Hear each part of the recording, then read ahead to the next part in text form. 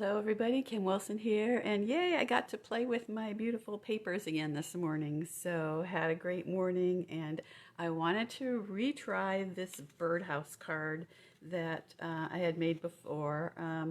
And Brenda showed me how to do this fun fold and last time, and I think we did it with the celebration Flight and Airy stamp set and the designer series paper. And just a note, I think the same artist that designed that paper designed a beautiful new paper that's coming up in the new mini catalog, so stay tuned for that beautiful new paper with the beautiful birds with more of a wintry theme. So I did this one first, so I thought it would be fun to just put the little birdhouse dies right on top of the birdhouse card, and then when you open it up, this one's going to be a birthday card. Hoping you have the best day ever. So I had fun putting that together, and I did want to show you how the dies work on that birdhouse. Here it is, Country Birdhouse bundle.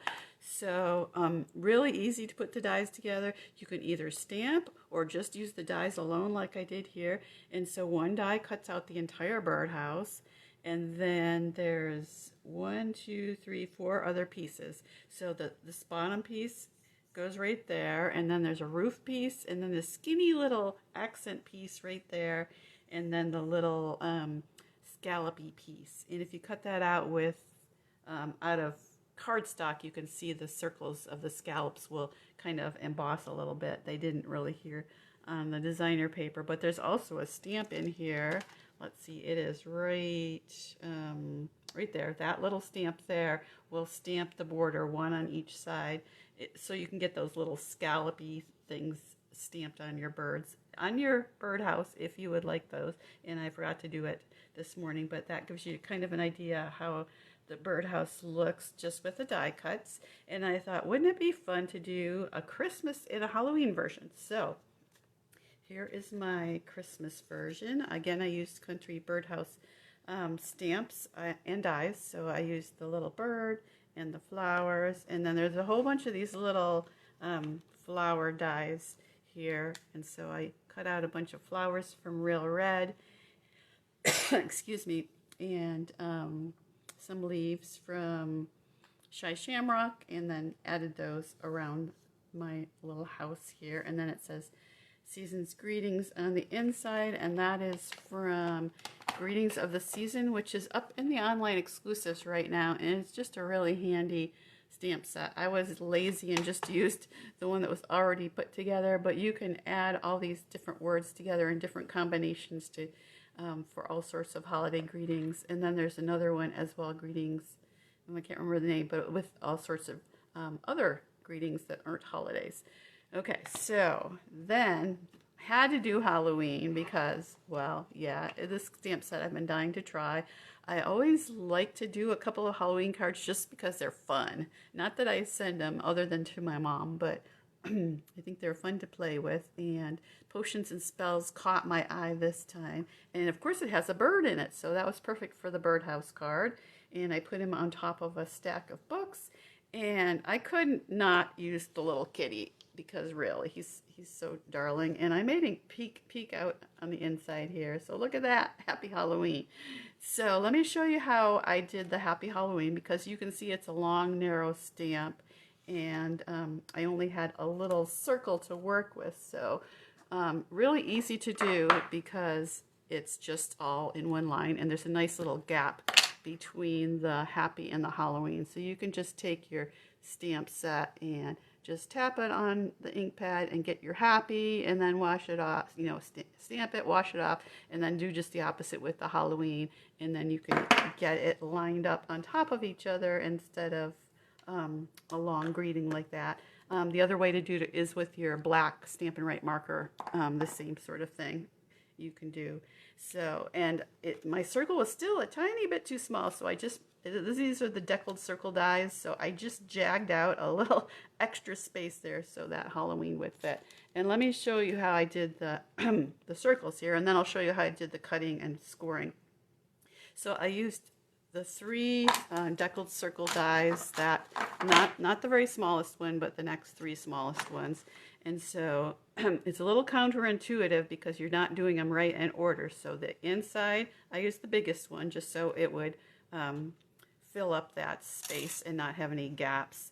And then the black one, I did the smallest one. So that's the middle piece, and that's just a little square. I just used a scrap and just centered that on the inside there. And then the outside piece, I put the whole card together, the designer paper and the cardstock, and cut through the whole thing with the middle one.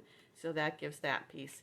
And then to center it all together, I just, from this side, I pushed everything, put the adhesive on and then pushed it up against here and like that. So I knew everything would be centered correctly. Okay, so now to do the scoring. So you're going to do a hot dog, standard size hot dog card. And I think I have one here someplace, if I can find it. Where did I put it? There we go. Okay, so here I have one in pecan pie, and then these guys I did in smoky slate. So the smoky slate goes nicely with that pattern of Country Woods paper. And oh, by the way, the Country Woods Designer Series paper is still in low inventory. It hasn't gone out of stock yet, so it's still hanging in there, but I keep holding my breath that it'll last till the end of the sale, or at least they'll get some more back in. But you can purchase that today, the Country Woods Designer Series paper, and I know I'll be using that a lot, even with the holiday season and with fall, of course, those beautiful wood grain patterns. So here's my hot dog style card, 4 1/4 by 11 inches, scored at 5 1/2. And now we're just going to do a little more scoring. I've got my glass mat here, which is my surface that I use, and I'm going to just put a tick mark. Oh, the glass mat is in the online exclusive, so everybody can get that now, by the way. So 2 1/8 is halfway in the center there, and then I'm going to mark it at 1 1/2 from both sides. So 1 1/2 inches, 1 1/2 from the top, and then the center. So you've got 2 score lines there. Get rid of your scoring blade or cutting blade because you just want to score now. And then I'm going to line up both of those tick marks, both the edges.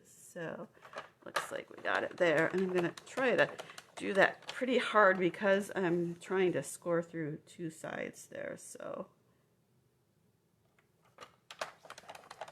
there we've got our birdhouse shape.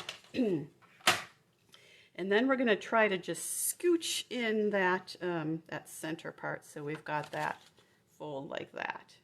So it takes a little bit of effort, but I just kind of folded it back and forth a little bit, and of course use my bone folder here to emphasize those scores. And then we're going to do it the other direction too, because it wasn't very noticeable on the other side. Okay, so we've got everything scored, and we want to make sure that we go right to the center to get a nice peak, although I probably should erase my pencil line there. So, ooh, that worked out pretty good. All right, there we go. Just give that a little bit of a burnish with the bone folder, and there you've got your little birdhouse fold. And I'm thinking you could probably use this for a regular house too. Maybe gingerbread for Christmas. If we're thinking ahead for Christmas, maybe it'd be fun with this bundle that's on the cover here with a little house punch. Put a few little houses there. You could even make the whole entire card a little smaller and then put a roof on it that would stick out a little bit and still fit in a regular envelope. So much you could do with this little fun fold here. And then to do the Designer Series paper pieces, very, very simple again, just the traditional inside layer, which is 4 by 5 1/4, and then again you're gonna use your however you're measuring and measure the center, which is going to be 2 inches, put a tick mark, and then 1 1/2 inches again, and a tick mark, and then just this time use your cutting blade, just slice off those corners.